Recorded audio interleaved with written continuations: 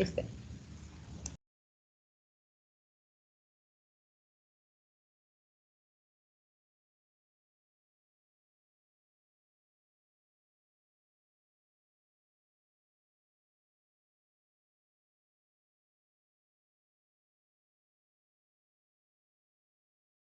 Bismillahirrahmanirrahim. Assalamualaikum warahmatullahi wabarakatuh dan salam sejahtera kepada ahli panel, rakan-rakan dan para hadirin sekalian.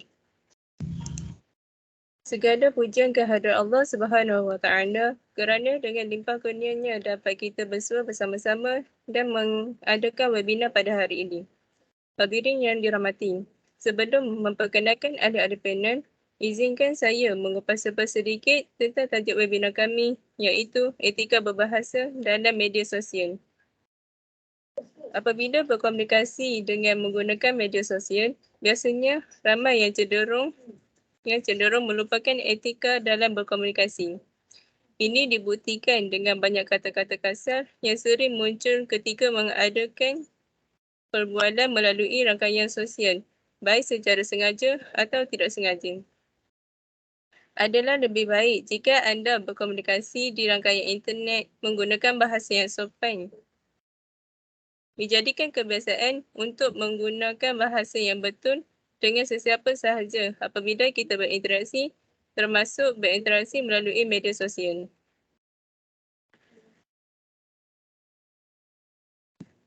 Tanpa membuang masa, izinkan saya memperkenalkan diri saya dan ahli panel saya yang lain. Saya Siti Hajar binti Ahmad Nazri sebagai moderator webinar pada hari ini.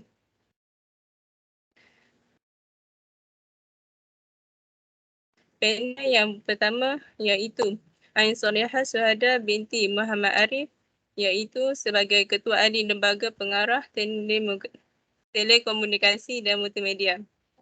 Ahli panel yang kedua, Ahmad Nur Zakwan bin Rosni, iaitu sebagai Pengurus Kanan Teknologi dan Maklumat.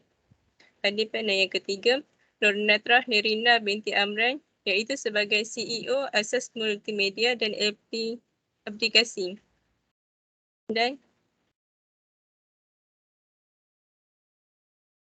Dan yang terakhir, Cik Wadina Syahira binti Sarizal, iaitu sebagai Pengerusi Multimedia dan Pendidikan.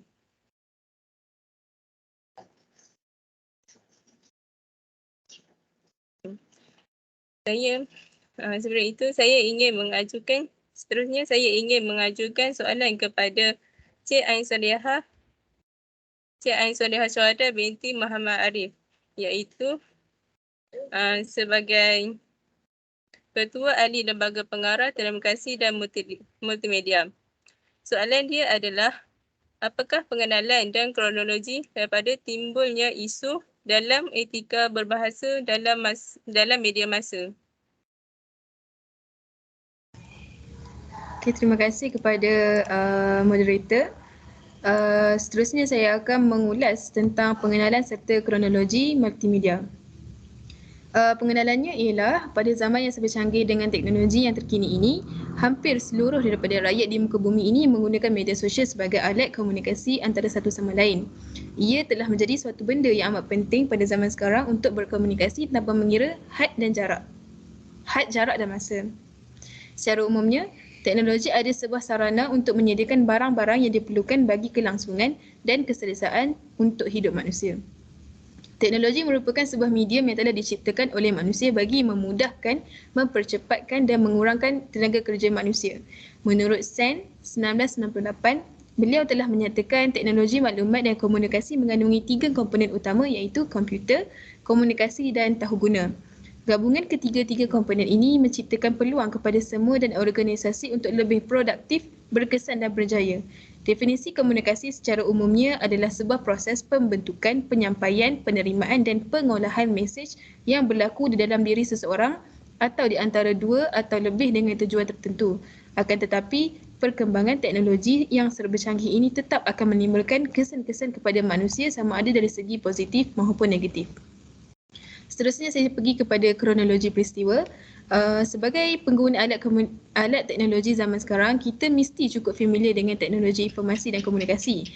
Teknologi informasi dan komunikasi iaitu secara singkatannya adalah TIK merupakan terminologi yang mencakup keseluruhan peralatan teknis untuk memproses dan menyampaikan informasi. TIK mencakup dua aspek yang utama iaitu teknologi komunikasi dan teknologi informasi. Teknologi komunikasi adalah segala sesuatu yang berkaitan dengan penggunaan alat bantu untuk memproses dan mentransfer data dari satu peringkat ke peringkat yang lain. Manakala teknologi informasi meliputi segala hal yang berkait dengan proses penggunaan sebagai alat bantu, manipulasi dan sebagai pengelolaan informasi. Istilah TIK sendiri muncul setelah adanya perpaduan antara teknologi komputer iaitu baik perangkat keras maupun perangkat lunak dengan teknologi komunikasi pada pertengahan abad ke-20. Perkembangan teknologi informasi pada masa prasejarah dimulai dari tahun 3000 sebelum Masihi yang pada saat itu ditemukan tulisan untuk pertama kalinya oleh bangsa Sumeria. Sementara pada era moden, perkembangan pertama teknologi informasi dimulai dengan adanya media cetak iaitu surat khabar atau lebih disebut sebagai koran. Melalui media ini, manusia dengan lebih mudah mengakses berbagai informasi dari serata dunia. Ada beberapa perkembangan teknologi yang secara nyata telah memberikan sumbangan yang besar terhadap perkembangan TIK sehinggalah saat ini. Pertamanya adalah telefon bimbit. Telefon bimbit telah diperkenalkan oleh Alexander Graham Bell pada tahun 1875. Pertemuan ini kemudiannya berkembang menjadi pengedaran jaringan komunikasi dengan kabel yang meliputi seluruh dataran Amerika. Bahkan kemudian diikuti pemasangan kabel komunikasi transatlantik. Jaringan telefon ini merupakan infrastruktur masif yang pertama yang dibangun oleh manusia untuk komunikasi global. Masuk pada abad yang ke-20. Tepatnya antara tahun 1910 hingga 1920, perkembangan TIK ditandai dengan sebuah transmisi suara seperti kabel melalui sirana radio AM yang pertama. Komunikasi suara tanpa kabel ini pun segera berkembang dengan pesat. Kemudian diikuti pula dengan transmisi audio-visual tanpa kabel yang berwujud siaran televisi pada tahun 1940-an. Komputer elektronik juga salah satu teknologi yang wujud sebagai salah satu perkembangan TIK. Ianya beroperasi buat pertama kalinya pada tahun 1943. Lalu diikuti oleh tahap miniaturisasi iaitu Integrated Electronic pada tahun 1957. Perkembangan teknologi elektronik yang merupakan bakap TIK saat ini ialah mendapatkan momen emasnya pada era Perang Dingin. Persaingan LPTEK antara blok barat iaitu Amerika Syarikat dan blok timur dahulunya Uni Soviet justru memacu perkembangan teknologi elektronik melalui miniaturisasi rangkaian elektronik dengan pengendali pesawat ruang angkasa maupun alat-alat perang. Miniaturisasi komponen elektronik melalui penciptaan rangkaian terpadu pada puncaknya telah melahirkan microprocessor. Microprocessor inilah yang menjadi otak perangkat keras komputer dan terus berevolusi sampai sekarang. Perangkat telekomunikasi berkembang dengan pesat pada saat teknologi digital dimulai dengan digunakan dengan menggantikan teknologi analog. Teknologi analog mulai terasa menampakkan batas-batas maksimal pengeksplorasiannya. Digitalisasi perangkat telekomunikasi kemudian berkonvergensi dengan perangkat komputer yang sejak dahulu merupakan perangkat yang mengadopsi teknologi digital. Produk hasil konvergensi inilah yang saat ini muncul dengan bentuk telefon selulur di atas infrastruktur telekomunikasi dan komputasi ini kandungan isi yakni konten berupa multimedia mendapatkan tempat yang tepat untuk berkembang. Konvergensi telekomunikasi iaitu komputasi multimedia inilah yang menjadi ciri kepada abad yang ke-21 sebagaimana abad yang ke-18 dicirikan oleh revolusi industri. Bagi revolusi industri, mesin-mesin yang digunakan sebagai pengganti otak manusia, maka revolusi digital ialah konvergensi telekomunikasi yakni komputer multimedia terjadi melalui implementasi teknologi digital dengan menciptakan mesin-mesin yang berganti atau setidaknya meningkatkan otak manusia. Sekian, terima kasih. Terima kasih kepada Encik Ain Syahadah binti Muhammad Arif. Kesimpulan yang kita dapat daripada apa yang disampaikan oleh beliau ialah berkomunikasi secara amnya adalah sebuah proses pembentukan atau salah satu cara penyampaian oleh seseorang kepada orang lain tanpa mengira masa dan tempat. Berkenaan kronologi peristiwa pula, melalui kronologi kita dapat mengetahui Bila dan siapa yang mula menciptakan teknologi sehingga dapat berkembang dengan begitu pesat seperti zaman kita sekarang? Seterusnya, saya ingin mengajukan soalan kepada Encik Ahmad Nur Zakwan bin Rosli. Soalannya ialah, apakah faktor atau sebab berlakunya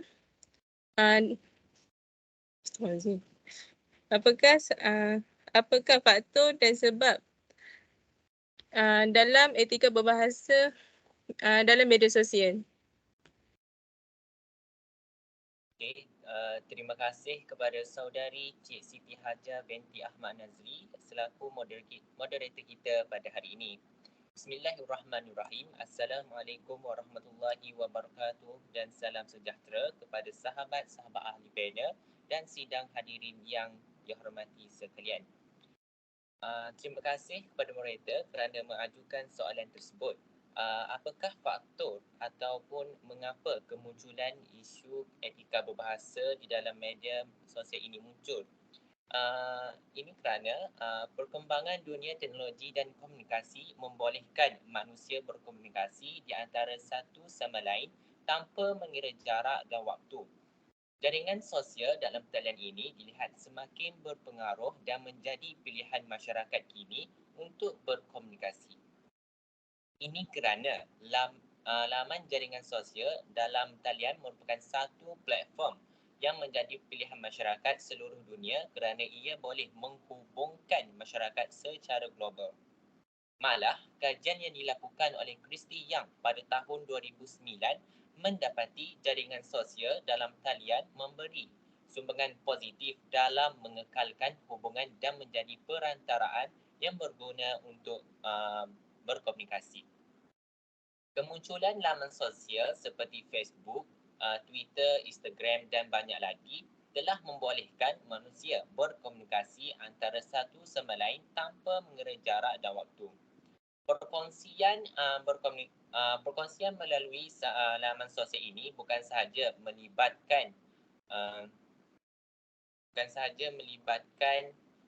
penyampaian berita, pendapat, foto, pautan pada laman lain, pautan pada artikel, klip video dan lain-lain lagi. Selain itu juga, elemen-elemen seperti penulisan, percakapan, visual, data dan bunyi digabungkan menyebabkan komunikasi menjadi semakin menarik. Teknologi dalam komunikasi ini membantu penggunaannya berhubung, memelihara ikatan dan interaksi dalam kalangan mereka. Di sebalik membantu menghubungkan dan mengeratkan masyarakat, teknologi ini juga telah menyebabkan manusia boleh melahirkan apa sahaja yang terbuku di hati tanpa memikirkan perasaan dan hati masyarakat lain. Seterusnya, keterbukaan semasa berinteraksi ada kalanya menyebabkan masyarakat menzahirkan pandangan dan rasa tidak puas hati apabila sesuatu berita disiarkan di laman sosial. Masyarakat tidak memikirkan aspek kesantunan berbahasa ketika berkomunikasi walaupun yang dikomen itu merupakan pemimpin negara. Nilai-nilai murni ketika berbahasa telah dilupakan. Situasi ini amat membimbangkan kerana ditakuti generasi pada masa kini melupakan nilai-nilai murni dan kesantunan ketika berkomunikasi.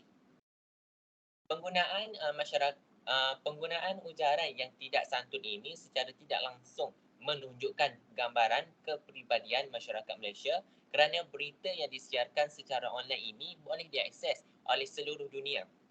Satu lagi kajian berkaitan kesantunan di laman sosial telah dilakukan oleh Radiah Yusof pada tahun 2012. Kajian beliau menyentuh status kesantunan dalam konteks perlakuan antara penutur. Hasil kajian beliau mendapat orang Malaysia mempunyai ungkapan makiannya tersendiri.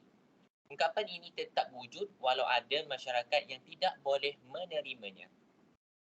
Disebabkan sifat keterbukaan laman sosial ini, maka kajian ini dilakukan untuk melihat aspek kesantunan berbahasa semasa berkomunikasi di laman sosial.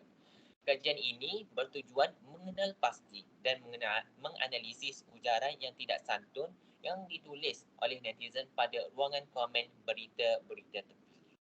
Sahaja daripada saya. Sekian, terima kasih. Saya kembalikan kepada Cik Siti Hajar.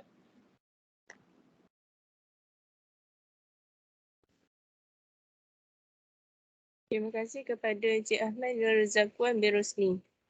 Kesimpulan yang kita dapat daripada apa yang telah disampaikan oleh beliau ialah sifat keterbukaan laman sosial ini, maka kajian ini dilakukan untuk melihat aspek kesantunan berbahasa semasa berkomunikasi di laman sosial.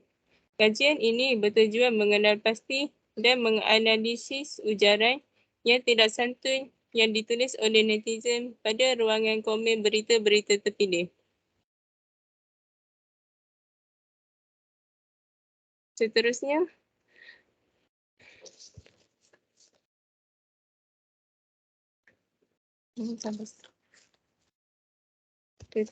saya ingin mengajukan soalan kepada panel yang keempat, iaitu Cik Nunatrah Nerina binti Amran sebagai CEO Asas Multimedia dan Aplikasi. Soalan dia adalah, apakah kesan berkenaan isu berbahasa dalam media sosial? Okay. Terima kasih kepada moderator yang mengajukan soalan. Bismillahirrahmanirrahim.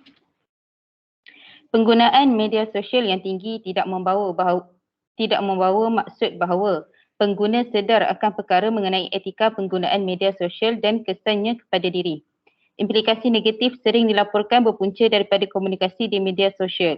Antaranya ialah penggunaan bahasa kurang sopan sehingga tercetusnya pergaduhan, penipuan, fitnah dan macam-macam lagi. Bila disebut bahasa kurang sopan, tergambar perkataan kotor, mencarut dan ayat-ayat maki hamun yang keluar daripada percakapan seseorang atau tulisan mereka di media sosial. Bagi mereka yang diajar sejak kecil mengamalkan bahasa yang baik dan beradab, mungkin kurang senang jika ada yang berkomunikasi dengan bahasa yang kurang sopan dan tidak beradab. Namun, sejak akhir-akhir ini, ramai yang seakan selesa berkomunikasi menggunakan bahasa yang kurang sopan dan tidak berhemah di tempat awam dan di media sosial. Ia seolah-olah trend komunikasi masa kini. Penggunaan ayat-ayat dan perkataan yang kurang sopan dan tidak berhemah ini semakin berleluasa menjadi perbualan santai dalam kalangan masyarakat, khususnya remaja. Ia seakan diterima pakai dalam masyarakat bila perkataan yang kurang sopan itu menjadi biasa dalam perbualan harian atau ketika bergurau. Umpamanya di kedai makan dan di tempat awam, kita biasa mendengar mereka bergurau sesama rakan sebaya dengan mengucapkan perkataan seperti bodoh, sial dan sebagainya tanpa menghiraukan orang lain yang mendengarnya. Lebih menghairankan, ramai dalam kalangan remaja beranggapan perkataan-perkataan itu adalah satu bentuk komunikasi yang dilafazkan pada kawan-kawan rapat dan ianya sekadar bergurau dan sebagai satu bentuk mesra rakan. Ia bukan bertujuan menjatuhkan maruah atau menghina. Gurauan dan komunikasi santai yang menggunakan bahasa tidak sopan dan mencarut ini boleh diterima oleh rakan-rakan mereka. Selain ianya sebagai satu cara komunikasi menjalin persahabatan yang lebih akrab. Tidak dinafikan ada kalanya ayat-ayat yang disebut sangat memalukan khususnya di tempat awam. Namun remaja masa kini seolah-olah sudah tebal dan kebal perasaan malu mereka. Tanpa memikirkan perasaan orang sekeliling yang pelbagai kelompok umur mereka, sewenang-wenangnya bergurau menggunakan bahasa yang sukar diterima halua telinga. Jika zaman saya dulu, memang sudah dicili mulut mereka atau merasa penampas sulung. Selain itu, di media sosial juga berlaku perkara yang sama, mengutuk dan menjatuhkan maruah orang yang tidak dikenali dengan perkataan kasar dan memalukan seakan budaya baharu masyarakat kita. Lebih banyak perkataan mencarut dan lucah yang ditulisnya. Lebih ramai yang komen dan memberi respon. Ianya seperti memeriahkan komunikasi di maya. Sebagai seorang rakyat yang sangat kagum pada kehalusan budi dan tutur cara berkomunikasi masyarakat dulu yang sentiasa berlapik dan berhati-hati bila bercakap, perkembangan budaya bahasa kasar dan kurang sopan ini amat terkesan dalam jiwa rakyat. Sejujurnya, saya tidak dapat menerima budaya bahasa kurang sopan dan mencarut yang semakin berleluasa dipertuturkan dan ditulis dalam media sosial. Seseorang telah membuat kajian rambang mengenai isu ini. Dapatan kajian merumuskan mereka bersetuju penggunaan bahasa kasar dan tak beradab sesuatu yang tidak baik untuk dipraktikkan Namun mereka berpendapat perkataan sedemikian tidak ada motif lain. Ianya hanya digunakan dalam kalangan kawan-kawan dan sebagai satu bentuk gurauan dan merapatkan hubungan persahabatan antara mereka. Sebahagiannya juga memberitahu mereka hanya guna bahasa kasar dan kurang sopan dalam kalangan rakan-rakan sebaya yang rapat sahaja. Dalam kajian yang sama pula golongan dewasa berpendapat bahasa dan gaya pertuturan remaja masa kini adalah berdasarkan pengaruh keluarga mereka dan persekitaran mereka membesar. Ada ibu bapa yang menunjukkan contoh yang kurang baik dengan mencarut dan bercakap perkara-perkara yang tidak sopan di depan anak-anak. Berdasarkan konsep kepimpinan melalui teladan, contoh yang diberi ibu bapa ada kalanya membuatkan anak-anak ini merasa selesa untuk mencarut bila ibu bapa mereka begitu ringan mulut memaki hamun dan mencarut. Ibu bapa yang terlalu sibuk mencari rezeki dan nafkah hidup ada kalanya tidak sempat mengajar nilai murni pada anak-anak mereka. Disebabkan itu, anak-anak tidak mendapat didikan yang betul tentang berbahasa dan berkomunikasi. Ada kalanya anak-anak seawal umur 6 atau 7 tahun sudah pandai mencarut dan memaki hamun rakan-rakan sekolah dengan perkataan yang hanya biasa diucapkan oleh orang dewasa. Selain itu, konsep kejiranan yang juga semakin longgar. Untuk menegur anak-anak jiran seperti anak-anak sendiri juga sudah tidak dipraktikkan lagi zaman ini. Silap tegur pasti buruk padanya. Sikap individualistik juga semakin tinggi. Jiran sebelah rumah pun kadang tidak bertegur sapa.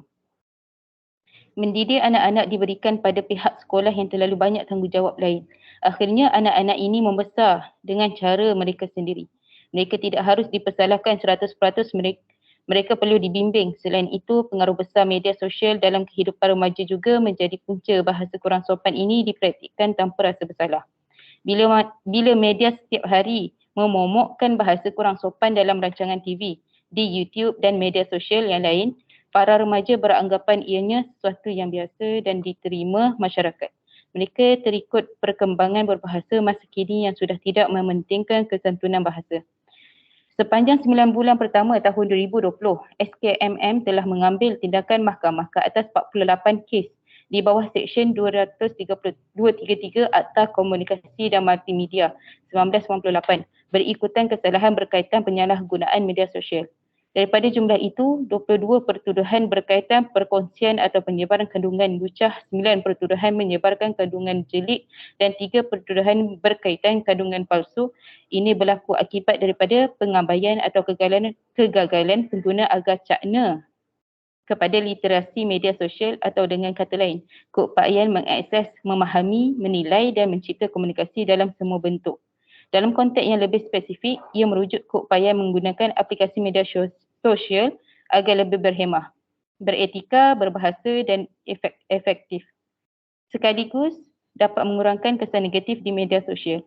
Literasi di alam media sosial sangat berkait rapat dengan etika, peraturan dan kawalan kendiri dalam memastikan setiap maklumat yang akan dikongsikan di media sosial itu bebas risiko dan dapat memberi manfaat kepada pengguna lain. Konsep ini juga terpakai kepada penerima maklumat yang memerlukannya membuat pertimbangan wajar sama ada ia boleh disebarkan dan dapat memberi manfaat kepada pengguna media sosial yang lain atau tidak. Etika berbahasa di media sosial sangatlah dititik beratkan agar dapat menjadi contoh tauladan kepada pengguna yang lain. Etika berbahasa juga merupakan lambang kepribadian seseorang di media sosial. Seseorang yang berkepribadian yang baik tidak akan menggunakan bahasa yang tidak baik sekalipun ketika marah di media sosial. Menyedari akan kejadian seperti itu, kerajaan telah menggerakkan pelbagai inisiatif mendidik masyarakat agar lebih beremosi atau material dalam menulis sesuatu di media sosial. Antaranya modul panduan literasi media dan maklumat dikeluarkan Perpustakaan Negara Malaysia dan inisiatif Klik dengan Bijak diusahakan oleh SKMM. Melalui Klik dengan Bijak sebagai contoh, 3 aspek utama dibudayakan iaitu berteraskan keselamatan, kewaspadaan dan tanggungjawab yang mengutamakan Assalamualaikum warahmatullahi wabarakatuh.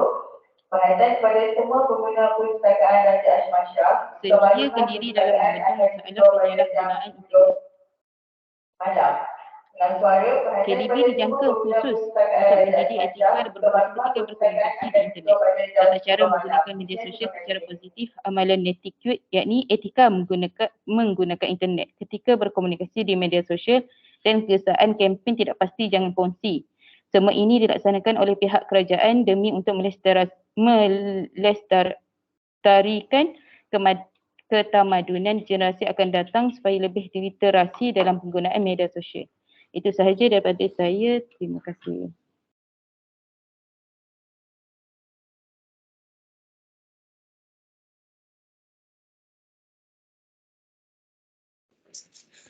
Terima kasih kepada Cik Nonatra Nerina binti Amran.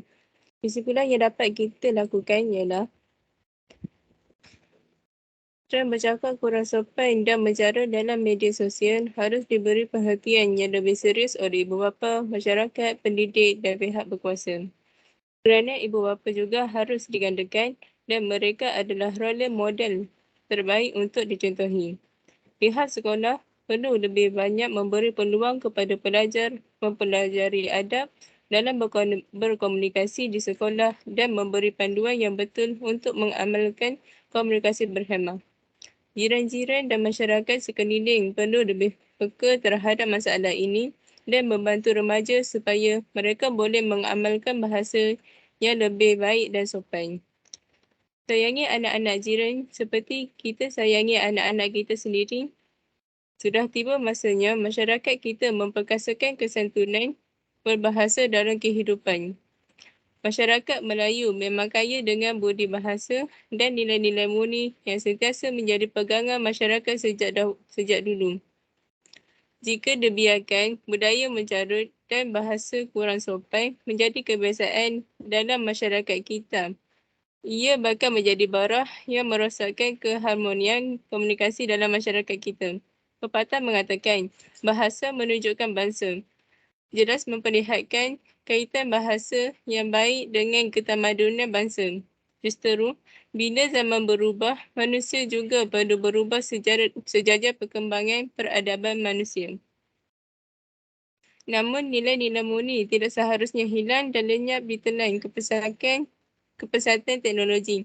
Apapun tepuk dada datanya akan berikan kita menjadi generasi maju bila sesuatu yang baik seperti kesantunan bahasa dan nilai kemanusiaan digadaikan.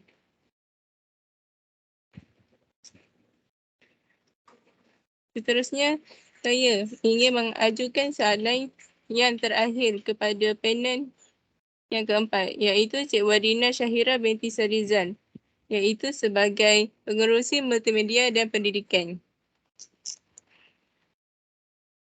Apakah cadangan atau penyelesaian masalah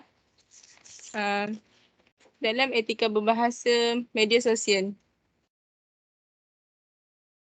Bismillahirrahmanirrahim. Terima kasih kepada saudari Siti Haja binti Ahmad Nazri atas soalan yang telah dikemukakan. Okey, untuk persoalan ini, tidak terang lagi berselu bahawa etika berbahasa dalam media sosial mempunyai wilayah seperti media sosial dijadikan tempat pornografi kanak-kanak di bawah umur. Jika disabitkan kesalahan, boleh dihukum penjara selama tempoh tidak melebihi 5 tahun atau didenda tidak melebihi 100,000 atau kedua-duanya sekali. Sebagai contoh, apabila seseorang itu sendiri dengan secara sedang mengaksi atau tahu beliau sedang melihat pornografi kanak-kanak dari mana-mana ramai, maka beliau bersalah di bawah seks ini. Perlu diingatkan apabila seseorang individu mahupun kenal ataupun tidak yang telah menghantar gambar ataupun video pornografi kanak-kanak melalui aplikasi WhatsApp ataupun di aplikasi mana-mana sahaja. Jika anda lihat dan tahu ianya mengandungi pornografi kanak-kanak dan terus menghapuskannya, anda tidak bersalah di bawah seks ini. Tetapi jika anda terus-menerus melihat dan menyimpan video tersebut, anda bersalah di bawah seksyen 10 ini. Oleh itu, ibu bapa dinasihatkan bahawa agar lebih ketat memantau penggunaan gadget oleh anak-anak terutamanya ketika mereka tidak bersekolah. Ini bagi mengelakkan mereka daripada menjadi mangsa pedofilia. Itu saja. Sekian, terima kasih. Saya kembalikan kepada moderator.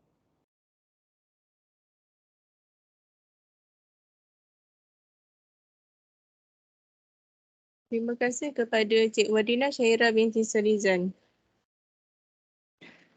Kesimpulan yang kita dapat daripada apa yang telah disampaikan oleh beliau ialah zaman ini kebanyakan remaja menggunakan media sosial sebagai tempat berkomunikasi dengan bahasa yang kurang sopan dan tidak beradab. Ibu bapa boleh menghadkan tempoh anak-anak bermain phone atau ibu bapa juga boleh menasihati anak-anak dengan cara yang baik. Kebanyakan jenayah yang menggunakan media sosial sebagai tempat pornografi kanak-kanak di bawah umur. Jika masalah ini terjadi, ibu bapa atau masyarakat boleh membuat laporan polis atau Seksyen 10 Akta Kesalahan Seksual terhadap kanak-kanak. Okay. Kesimpulan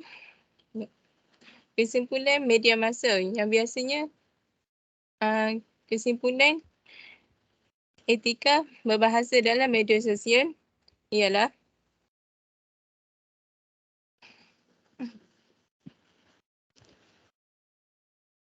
media massa yang biasa dibaca oleh orang ramai mesti mengoptimalkan penggunaan bahasanya dengan lebih baik. Mengoptimalkan bahasa akan dapat menjadikan media massa di era moden lebih logik, sopan dan baik. Di samping itu, media massa memainkan peranan aktif dalam mendidik dan memupuk pembacanya untuk menjadi lebih sopan dalam berbahasa. Okay. Terima kasih kepada para panel kerana telah menjayakan webinar kita pada hari ini. Dengan itu, maka berakhirlah webinar kita pada hari ini. Sekian, wabillahi taufiq. Assalamualaikum warahmatullahi wabarakatuh.